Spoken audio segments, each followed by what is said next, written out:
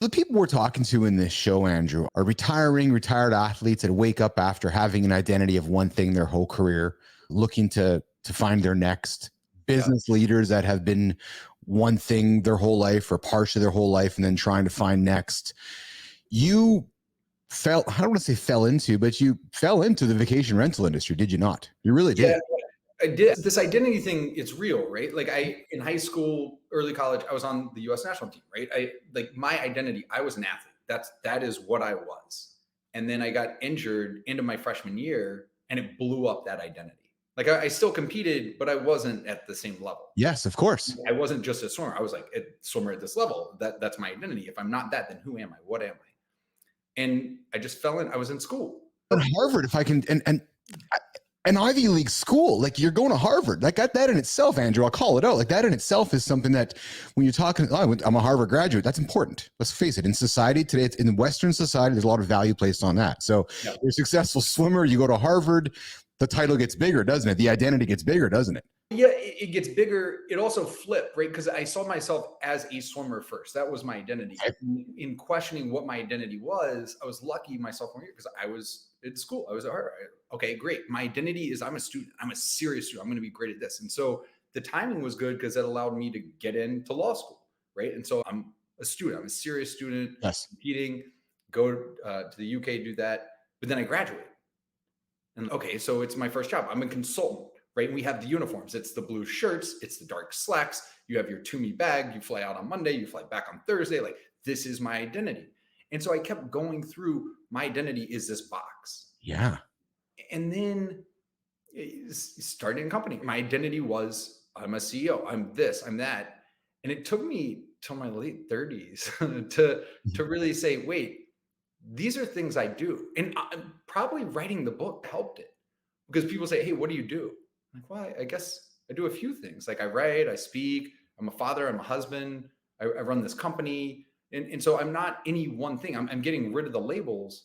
I'm me and I do a bunch of things and I can change those things that I do to align with my values and what I want to achieve at any given window of time. And so I guess all that to say, I can 100% empathize and relate to you getting to that end and it blows up your identity. And so you can use that. And look, I went through depression and everything like when that first happened, but you can also use it as this burning platform launching pad to reframe that identity and make it something bigger and more inspiring to you for a longer term. And it's clear to me that the obvious tip you gave, as obvious as it is, Andrew, is that set the bar low to get started, isn't it? Like get out of your head. Because clearly that's a challenge that I have in my own world is getting out of my own head, frankly. So to hear you say I had to get out of my own head, I had to lower the bar, get the Google spreadsheet going, get the phone going and say, we got a business. Boom. Right. That's it. Yeah. Inertia is one of the most powerful forces in the universe. And it can work for you or against you. So inertia, when you're still, very hard to get up off that couch, very hard to get moving. But if you just get that little nudge and you start moving, that inertia is 100% your friend. Then you're moving, then you're going. So whatever the littlest nudge you can have just to get that ball starting to roll, it's going to keep going. Andrew, we've had some athletes come through the lab in the last number of weeks and some business leaders that have spoke about their challenges of dealing with their own depression as they go through transition. Yeah. You mentioned it a few moments ago yourself. Would you mind touching upon that experience for you and how you handled that inertia, the depression, and finding yourself to next? Yeah, I wish it was singular. It happened at least two probably more serious times. So one was that time in college when I went from competing at this level to not anymore and just got really down in the part. Like I had probably seasonal affect disorder as well because I'm in Boston, but I've grown up in Florida in the South. And so like the cold, the dark, I'm not feeling the same. And I think for me, what made a huge difference in my life was the social connection, right? Being on a team that had my back. They would call me out, get out of this, but then also they could read the closest people on the team, my roommates could read, hey, he doesn't need a kick in the butt right now. He needs an arm around the shoulder. And it didn't happen overnight, but almost being forced into a communal environment, right? We had roommates, our beds, we had 3 beds in one room. I was constantly around people who were still my best friends. We had practice 5 hours a day, 6 days a week. I was every meal we ate together. It kicked me out of that, right? Mm. There's another time is I was going through the same identity crisis, going through consulting. Man, I'm really not enjoying this anymore. Every Sunday night, I can't fall asleep because I am so dreading Anxious, getting on right? that plane the next day and what this week is going to look like. And I don't see a way out. I don't see anything else I can do, which is crazy in retrospect. Like, this must be the entire universe of this is the only thing I can do.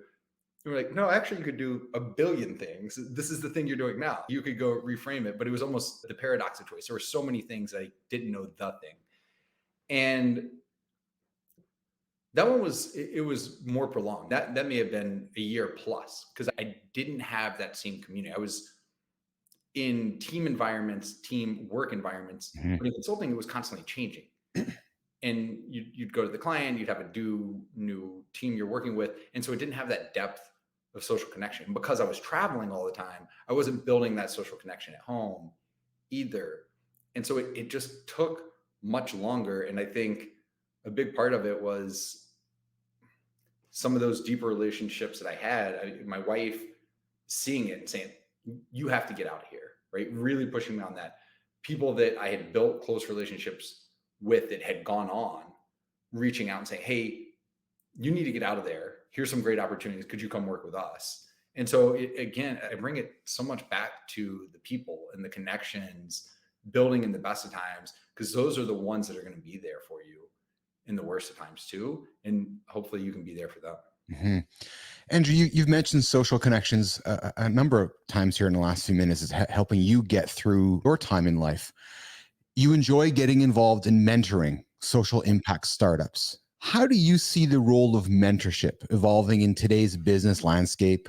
And what advice does Andrew McConnell give to someone seeking or providing mentorship? Yeah. So the mentorship look very much for, is there a fit? Are you looking for something that I am uniquely positioned to provide? Mhm. So if you're coming in and you're saying, look, I really want to master digital marketing. This is what we want. Say, I'm not the expert here. You're probably better going to get something else. If it's something of, hey, we're early stage in a marketplace business, or we're early stage into a SaaS company. Okay, I've personally been through that. I talk through my experiences and advice there. Or we're contemplating pivoting and things like that in the business plan. Okay, I've done that a few times. And so it really comes down to, given where they are in their journey, can I provide value at that time? And it's not forever. I would say on the mentorship, maybe it's a 50-50 of going in. A lot of times you say, okay, yep, this is a great match, we can fit. And then half the time we do it for a while. I don't think I'm providing that much value to you. And I don't think this is the best use of either of our time. I think your time is better off going and doing the work instead of talking to me. And half the time people come in, wow, you just saved us 2 months of work. Right. And that's where say, okay, great. I want to give you more of my time. They want to get more of my time. This is a really good fit. And I probably should get better at identifying that on the front end. But the other way to do it is fail fast. Instead of saying, hey, I have to perfect on the front end, say, hey, let's jump in with a kind of quick scoring. Because it's not like I'm hiring somebody and signing all these contracts. It's, hey, we have this relationship, let's test it out. And if it's working, great. Let's just keep doing it. If it's not, my feelings aren't hurt. Your feelings aren't hurt. We both have plenty of other things we can go do. Let's go our separate ways. Mm-hmm, mm-hmm. Talk about the book. Talk about how you got there with the book. Talk about when the light went on. Yeah. How you had to get out of your own head to step outside to say, I got to write a book. And this is the book I'm going to write. Yeah. So it was a multi-step process. So I was doing my daily swim one day and started thinking about, because I was writing for Forbes and a bunch of other people, writing a bunch on articles. I thought a book is just like writing an article, just more. And so instead of writing all these pieces of articles, could you put something coherent, cohesive together? And I had this idea of an introduction to Stoicism as well as an introduction to entrepreneurship. And I was like, I could call it the Startup Stoic, founding lessons from Seneca, Marcus Aurelius, and building Rented.com. And so I ended up getting injured. I had knee surgery. And so I was bedridden. I was like, okay, this is a great time. Let me write a book. So I wrote this book, The Startup Stoic. And it was 35 chapters using these Stoic quotes as launching pad. Okay, you first had the idea. Then how do you validate it? Then when do you know to quit your job? Then how to make your first hire? Every single step through shutting down or selling the company, right? Going through the entire journey. And I got an agent. I said, this is a good book. Like, you can write. But the Venn diagram of Stoics plus entrepreneurs, it's not a huge market. You have a bigger, better book in you. We know you have a bigger, better book. And that was late 2019, early 2020. And so trying to figure out what could be more impactful instead of just for that group. And then COVID hits. And I'm talking to a friend of mine from college who founded the largest owner of single family residential homes in the US, went public, $20 billion company. Then he became the biggest venture capitalist investing in real estate tech startups. And we were talking about that first company. And he said, man, if I could do it over again, I would start that first company again in a heartbeat. So why? He said, because there's going to be an entire generation of people who are going to be perpetual renters. They're never going to be able to afford their home. They keep getting wiped out by the markets. Interest rates are going to go ballistic. These people will never be able to own a home. The rental market's going to just kill it. I would just keep buying up rental properties. And I left that thinking, man, that is depressing. Like, all these people doing everything they're told to do and doing great, but they're never going to be able to own their home. And then I started looking at how I was living my day, how my wife was living her day, everybody around. And like, oh God, what did the president tweet 10 minutes ago, 5 minutes ago? What are the case counts going on? What's in the news? Everything. So wait, we have a way bigger problem than a generation of perpetual renters. We have an entire society that have become perpetual renters of our minds. We give it away. We just give it away to the news cycle, to social media, to Netflix, to whatever it is. We give it away. And then at the end of the day, we're trying to rent pieces back. I'm like, God, I really don't have time for this. Or, oh, I really wish I could get those things out of my head so that I could get back in and focus. Why is that? And so that sent me down this rabbit hole of researching. Why is everybody doing it? Taylor Swift had a song, Free Rent Living in My Mind. Sam Altman, the guy who founded OpenAI, and now the CEO, again, crazy week. Yeah.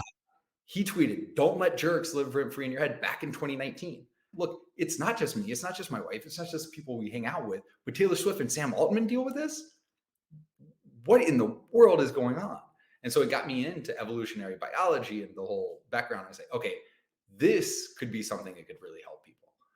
And so that led to writing Get Out of My Head to try to address that. Why do we live as tenants, not owners, of the only thing in our lives that we ever truly can own? Our physical body, a virus can get in, bacteria, it can get sick. Physical possessions, they break down, they can be stolen. We don't ever own them. But our mind, we own from birth, but we just give it away.